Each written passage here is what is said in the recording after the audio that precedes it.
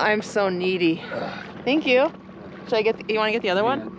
I have a piece of slug in there. Oh, was there a piece of slug? What? I think so. Oh, was there really? Thank you. Oh yeah. I appreciate it. That's what husbands are for.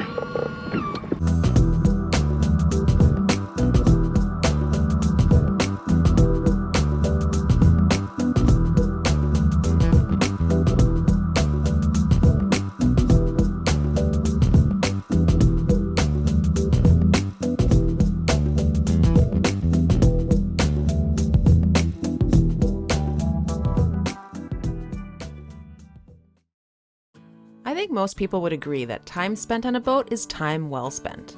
But some days, you've just got to spend a little time under the boat.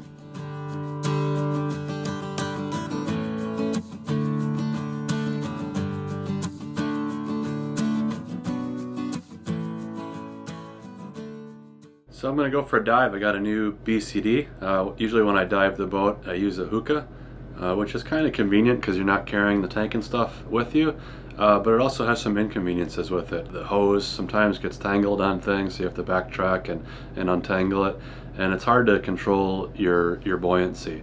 Obviously you can put weights on, but you can't kind of inflate or deflate to compensate because there's no vest on.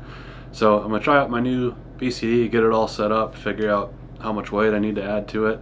So I'm gonna take a little dive around the boat. The visibility looks pretty good here in Susha, so I figured it's a good place to go for a dive.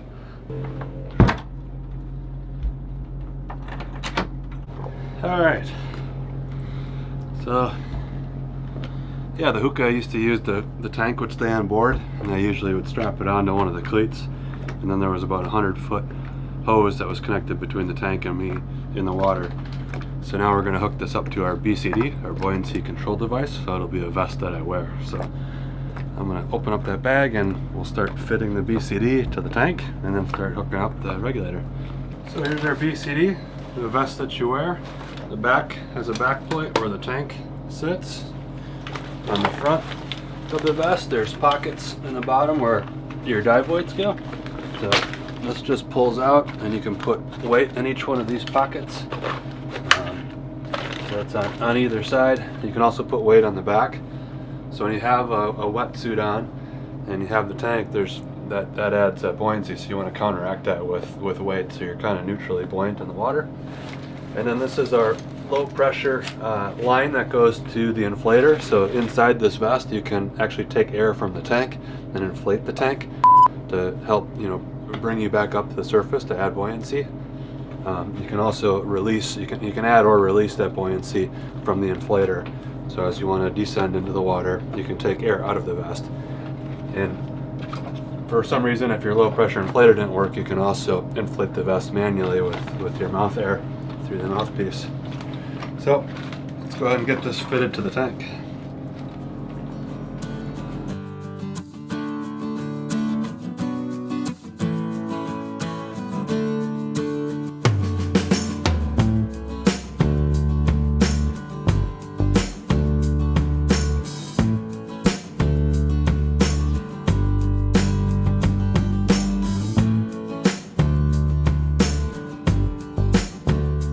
So right now I'm adding weight to the jacket. I'm pulling out these weight pouches, and then these are each 5-pound weights that are filled with lead shot. So I'll put 10 pounds on each side, about 20, and then I got another 10 pounds or so on the tank. In the Pacific Northwest, you need a fair amount of weight because I have a 7 mil thick wetsuit, which keeps you really buoyant.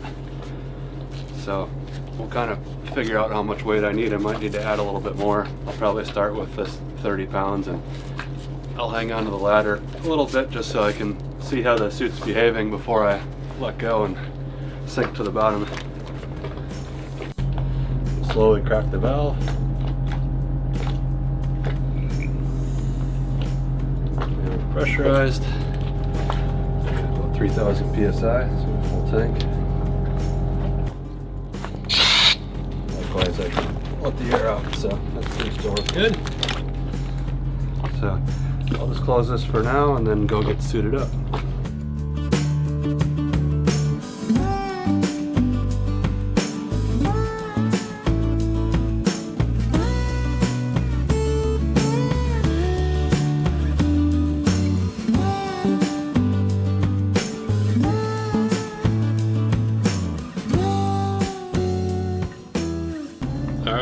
Hopefully I don't sink to the bottom like a rock. If I do, pull the weights.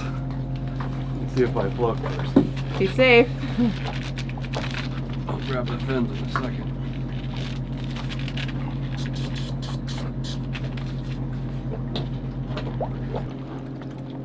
Oh, I float, so that's encouraging. How's the water? Hot as always? Oh, I like the fins. I can float on easily. Well, have fun down there. Be safe.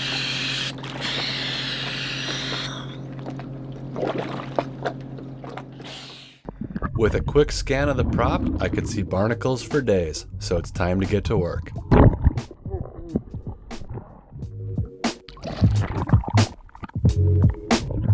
Luckily, our anti-fouling paint helps deter barnacle growth on the hull, but the shafts, props, keel, and stabilizer coolers need periodic attention. Isn't this door over here in the bucket? Is there a little white brush? Yeah. Right here. A lot of barnacles on the prop, the wing. So it's just scraping those off. I like this though.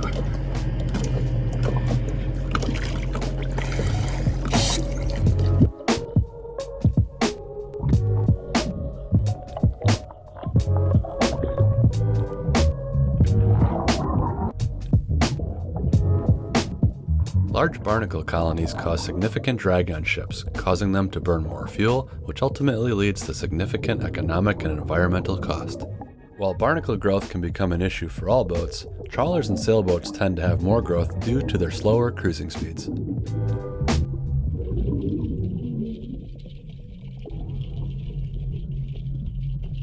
Freedom requires a dive 4 to 6 times per year to keep her hull in good shape. And with most hull and prop cleaning services in our area averaging between $300 and $400 per dive, that not including zinc changes, having my own gear to do this work myself is a huge cost savings.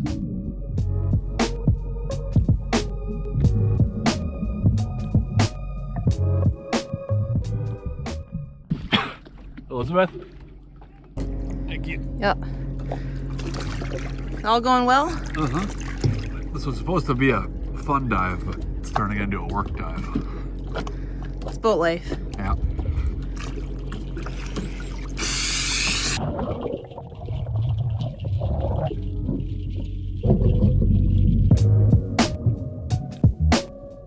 It looks like I saved the worst for last.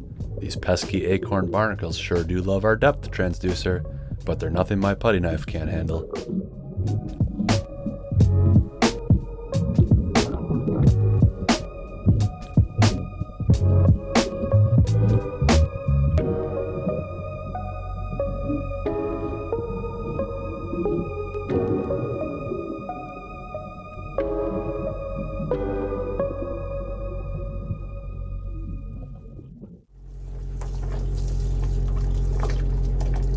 Did you find it a lot easier to do without being tethered to the boat? Yeah, I liked it. I was able to control my buoyancy a lot better.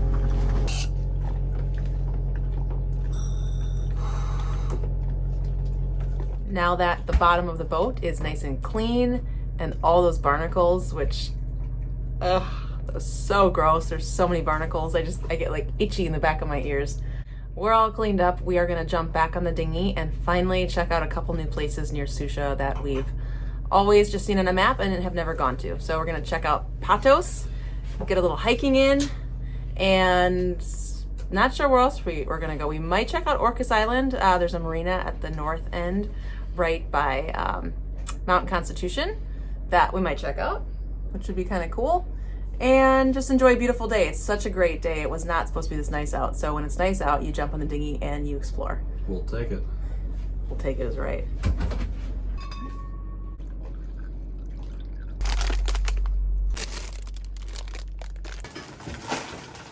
And the hat, and we're good. Do you have everything? I have everything. Cool. Let's go. Let's go.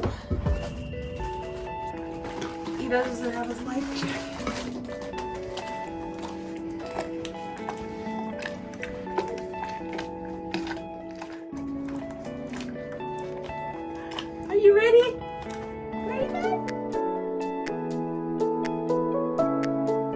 Patos Island is a short dinghy ride from Susha Island when exiting through Ewing Cove on the north side of Echo Bay. It's a scenic route, but also very shallow, so beware when cruising through at low tide.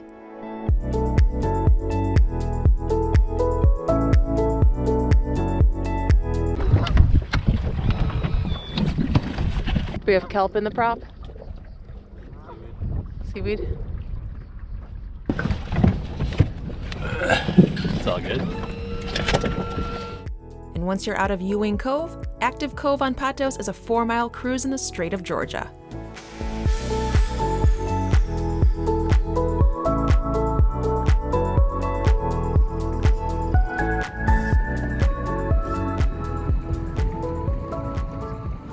Is this the only way to get on the island? Yep.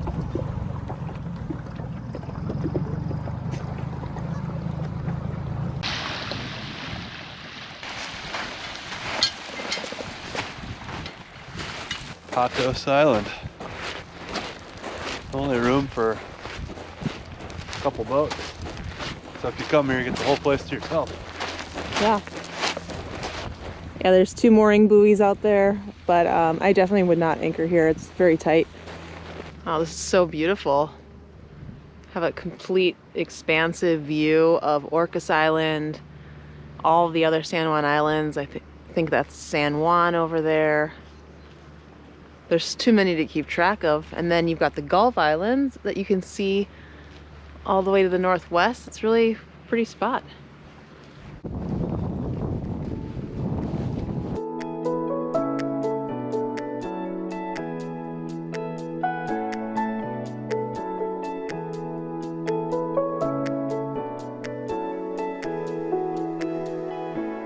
Wow, this is pretty. This is awesome. We are so spoiled here in the Pacific Northwest. Our islands, our trails, everything here is just absolutely fantabulous. Holy guacamole.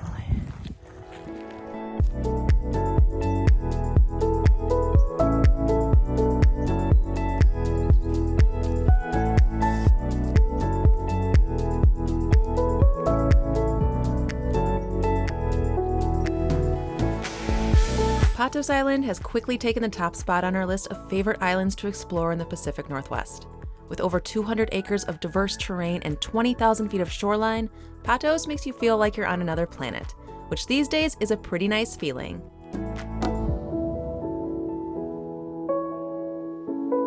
The shifting landscape of emerald forests, rocky beaches, and dramatic rock formations topped off with a historic lighthouse will keep your eyes wandering for hours.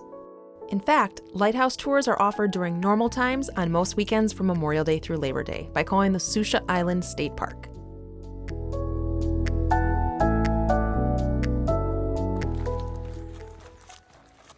You just can't beat this.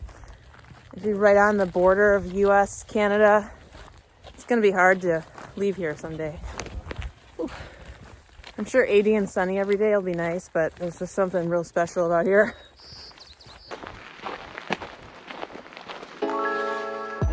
So on our way back to the dinghy, we decided to take the trail, which ended up taking us nearly around the entire island. And given how rugged the trail is, we highly recommend wearing pants, bringing some bug spray, and keeping a keen eye out for slugs.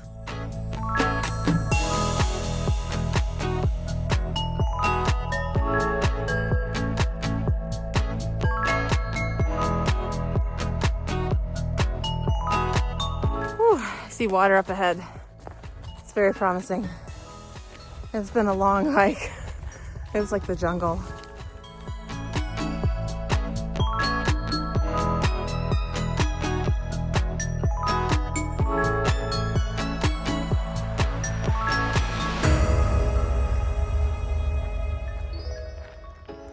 Sully, I'll bet you had a ball.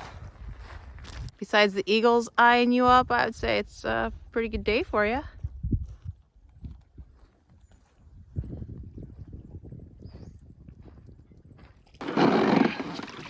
And you have carpenter butt.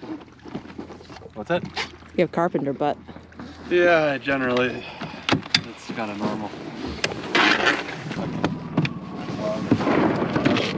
Oh man. Sorry. It's okay. I knew I should have taken them off. I'm so needy. Thank you. Should I get? You want to get the other one? I have a piece of slug in there. Oh, was there a piece of slug? What? I think so. Oh, was there really? Thank you. Oh yeah. I appreciate it. That's what husbands are for.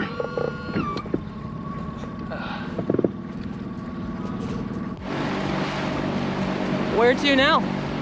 We're gonna go check out Orcas Island. There's a little like marina on the north side that we've never been by. It's right by the airport and by town. And we're just gonna pull in and give it a look-see. We don't have a whole lot of time today, so we might not stop, but at least we'll know the next time when we're at Susha if it's worth going to.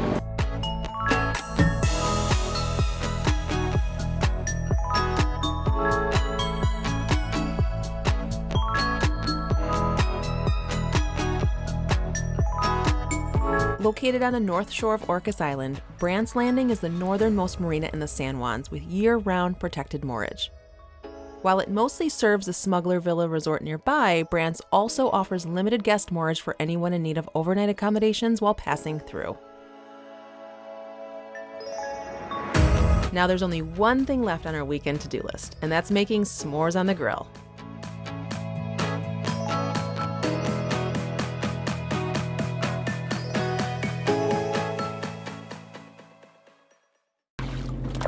I went and hunted us some s'mores roasting sticks. Or are you stealing the ones that I picked up yesterday? Maybe.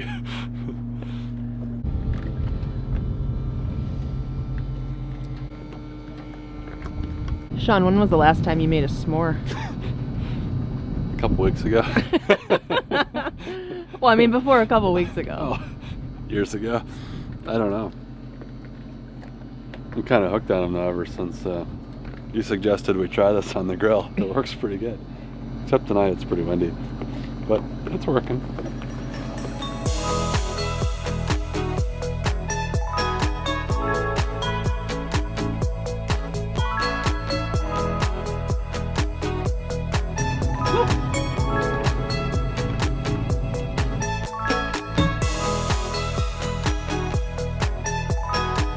Good old-fashioned boat food.